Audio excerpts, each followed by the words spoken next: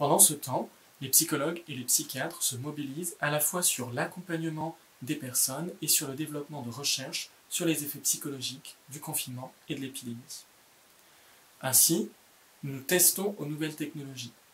Une cellule de soutien téléphonique a été mise en place pour les professionnels de santé afin de les aider à ventiler le stress dans cette situation très particulière. Une cellule a également été développée pour accompagner les familles des patients victimes du Covid. Et finalement, des supports sont développés pour pouvoir aider toutes les personnes à bien vivre le confinement.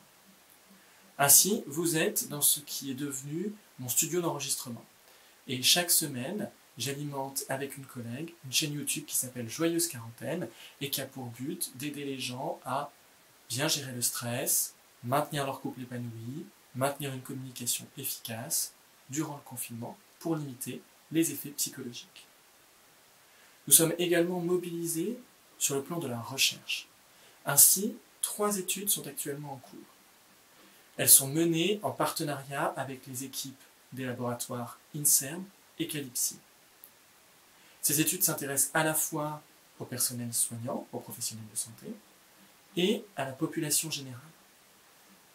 Elles ont 3 objectifs. Le premier, c'est de décrire quels sont les effets psychologiques du confinement et de l'épidémie.